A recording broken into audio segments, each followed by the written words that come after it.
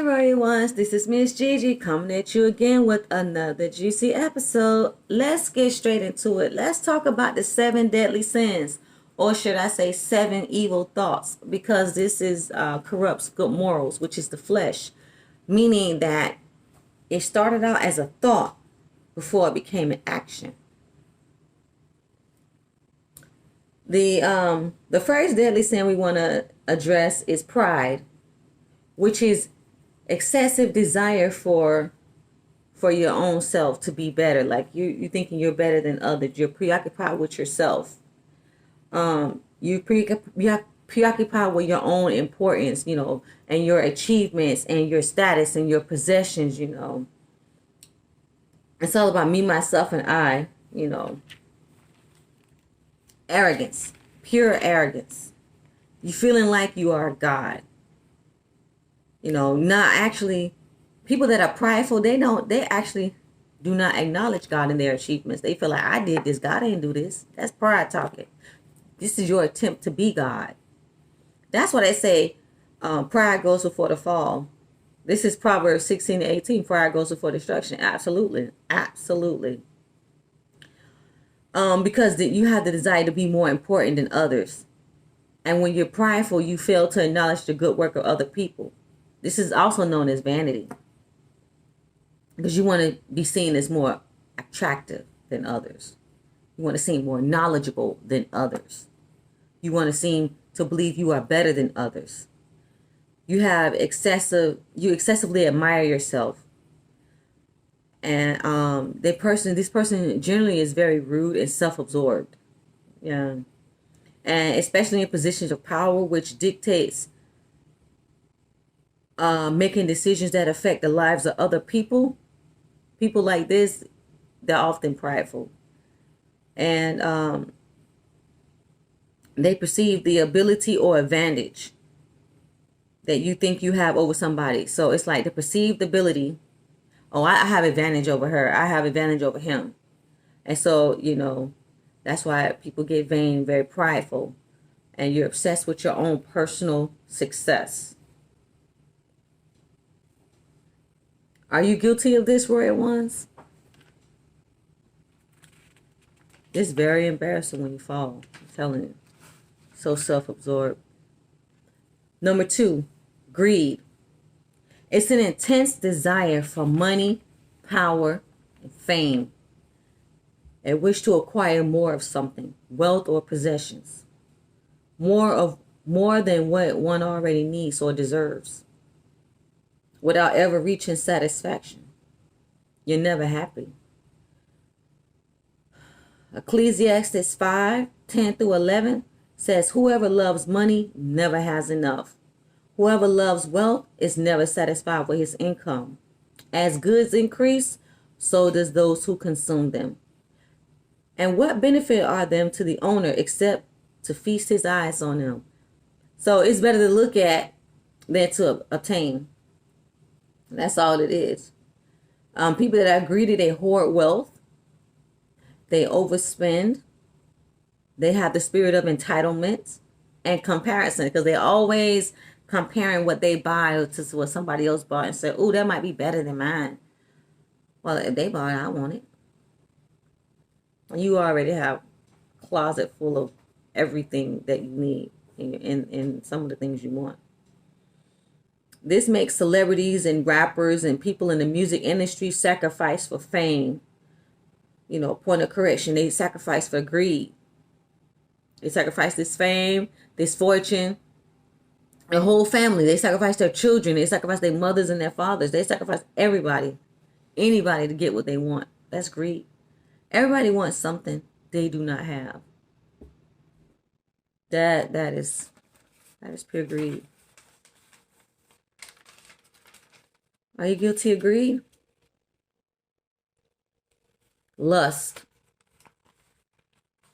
Lust is sexual morals, and it's adulterous.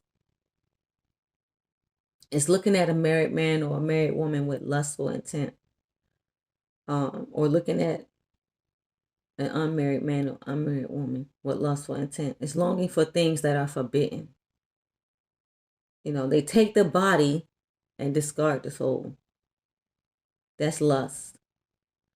It's an uncontrollable desire or craving. That's why it's morally sin. This is called lust of the flesh, where they take the body and discard the soul.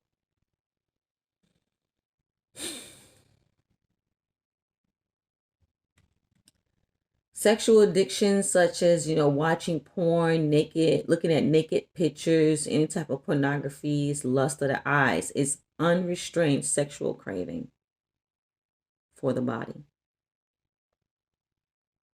You have any lustful intentions, lustful desires, lustful cravings? Envy. I want what you have. That's the desire for the other's status, others' abilities and their gifts or their situation. Feeling like someone is smarter or luckier than you, more attractive or better than you. I want her house. I want her car. I want her husband. I want his wife. I want her career. I want her skills. I want her talent. That's jealousy towards another's happiness. Like you're not appreciative of what you already possess. You're always looking and wanting somebody else's life. And you haven't even walked a mile in their shoes in order to get to where they are in life, but yet you want to sit there and want what they have, but you don't want to do what they did to get to where they are. You just want to fast forward to the good part. Gluttony. Gluttony is overindulgence, especially food. Excessive eating, overindulging in anything. Excessive drinking, excessive smoking, overconsumption to the point of waste. Wanting all things like right now. That's gluttony. A lot of people overindulge in food because you have the money. You can spend, you can just keep eating and eating and eating in every restaurant, everything you want. You just eat and see food and eat.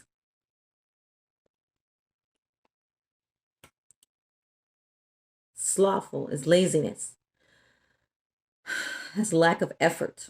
Failure to do things one should do. Avoidance of physical or spiritual work. And number 7, wrath.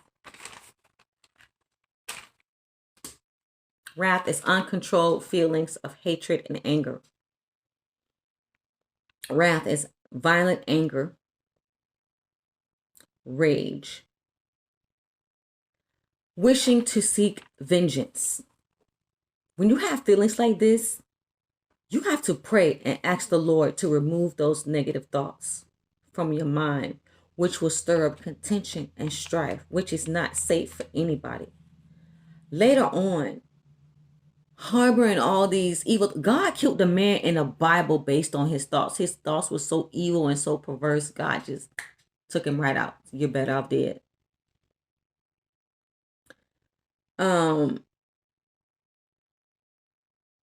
Later on, this leads to all sorts of mental illness. You get tumors on the brain, organ failure, all types of internal issues.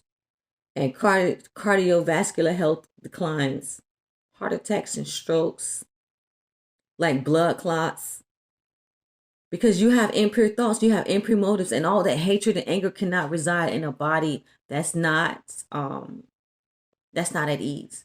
Like you have a dis-ease in your body. And anger and hatred, all of that inside of your body, you clog up your blood. Your heart cannot pump. Your heart will slow down. Your heart will literally cease. Your organs will shut down. You have a poor quality of life. God cannot deposit blessings and healing in your spirit when you block God out. That's why you're sick. Because God cannot deposit in your spirit. You're already full. You're already full of everything that's already on you, in you. Other people don't make you sick. Your thoughts make you sick. You said people make me sick. No, you make you sick. Anger and judgment that you're using makes you sick. Poor judgment makes you sick. God will turn a deaf ears to your prayers, and you will sow to your flesh. And what you sow to your flesh, you will reap corruption, and you will die prematurely without ever displaying your best gifts and talents to the world. What God put down on the inside of you, the world will never see the real you. The wrath, if you think that you're so full of violent anger and violent control and everything like that, you ain't never seen the wrath of God. Like you ain't seen the wrath of God. Like you think that you can get somebody back, and I'm gonna make them suffer, I'm gonna make them pay. God, you can't be God and make somebody suffer like God can. Like, this is the problem. You try to be God over other people and try to control other people and want to hurt other people and want to bypass God and wonder why you're catching so much hell in your life. It's because God has the vengeance. God says, vengeance is mine, I will repay, say the Lord. The wrath of God is unleashed through natural disasters and hurricanes and tornadoes and mudslides and forest fires and sinkholes and tsunamis. That is why things are happening like this, because of the wrath of man in your heart, because you try to bypass God and want to get revenge yourself. Oh, I'm finna get them before they get me. Sometimes God take it too long. Well, you know what? Sometimes God want the person to think that they got away with what they got away with. God gonna hit them back unexpectedly in ways that you ain't never seen before. Like I said, God, if you think that that person got away with doing you wrong, no, they did not. And anytime you think about it, you got to ask God to help you forgive that person for what they did to you. And then you got to ask God to forgive you for holding on to all that sin. And ask for forgive that person. And you have to forgive that person. You do. You have to forgive them so you can free yourself, so that God can bless you with healing and prosperity and other blessings in your life, so that you can go ahead and focus and be the best version of yourself. But if you're so busy chasing that person and you want them to experience the wrath, you're not going to be the outcome of your story is not going to be the best version. You're always going to be poor me, hurt me. You're always going to be in victim mode. And you always, with this type of explosive attitude, you're going to lack emotional intelligence. The desire to feel. It's going to be difficult for you to have relationships with other people because you're still holding on to what hurt you and who hurt you. God cannot bless that. So God hands us over to death and disorder. This is when God takes his hands off of you. God hands them over to their sinful desires of their hearts. This is Romans 1:24. Therefore, God gave them over to uncleanness and the lust of their hearts to dishonor their bodies among themselves.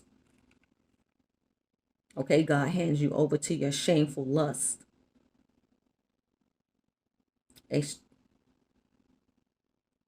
For this reason, God gave them over to vile passions. Romans 1:27, God gave them over to a depraved mind. Likewise, also, men leaving the natural use of women burn their lust for one another, men with men, committing what is shameful and receiving themselves as the penalty of that error which was due. Okay? Handing them over to their depraved mind. This is their depraved mind. And then God handing them over as even as they did not like to retain God in their knowledge. He gave you the power to choose. He does not force us to serve him. But he gives us the power to, he gives us the will to deny him if that's our choice. Retain God in their knowledge, gave them over to their debased mind to do those things which are not fitting, being filled with all unrighteousness, sexual immorality, wickedness, covetousness, maliciousness, full of envy, murder, strife, deceit, evil-mindedness. They are whisperers, people that are spreading rumors, backbiters, haters of God, violent, proud, boasters, inventors of evil things, disobedient to parents. He hands us over. Undiscerning, untrustworthy, unloving, unforgiving, unmerciful. This is lacking emotional intelligence. Unmerciful.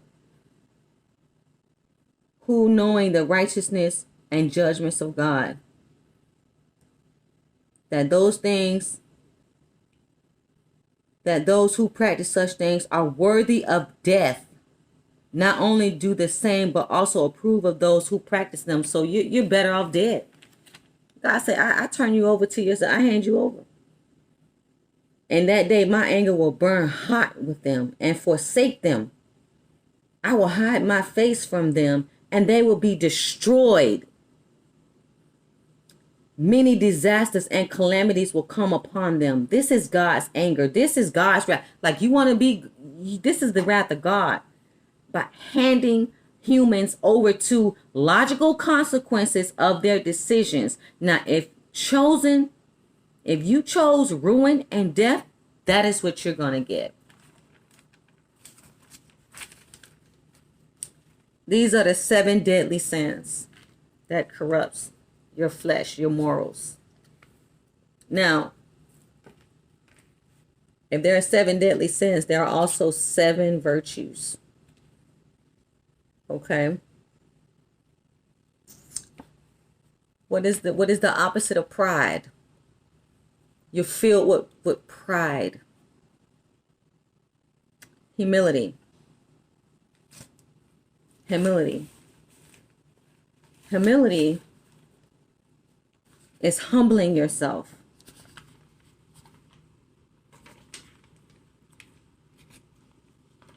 Humility is appreciating the gifts in others. Humility is saying, I know I have faults. I know I'm not perfect.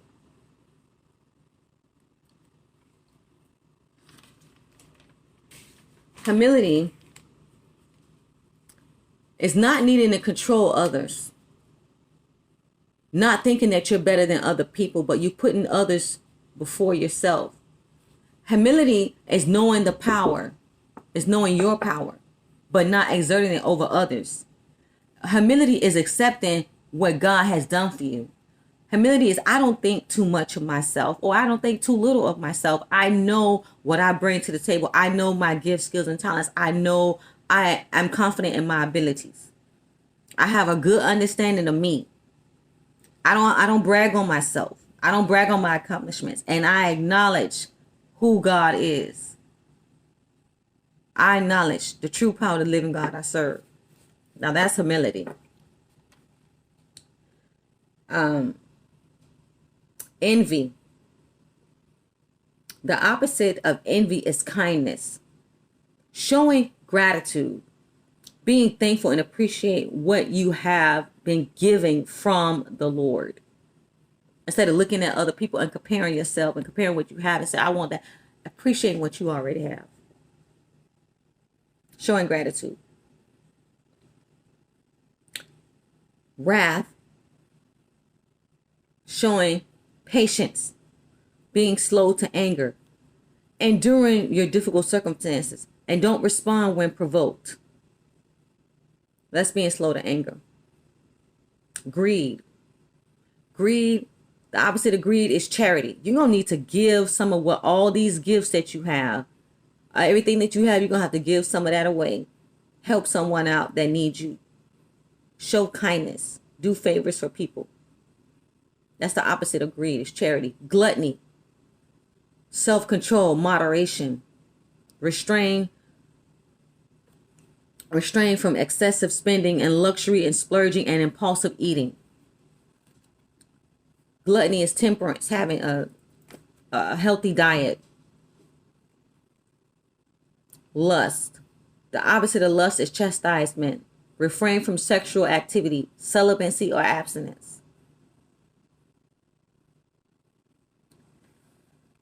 All right, Royal Ones, are you guilty of any of the 7 deadly sins? Have you really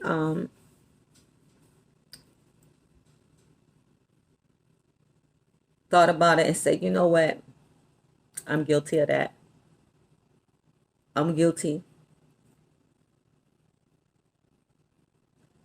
Meet me in the comment section. Let's have this conversation. Which one are you guilty of? And what are you doing to change it? Thank you so much for listening to this message. Don't forget to comment, share, like, and subscribe. Love, hugs, and kisses. Bye.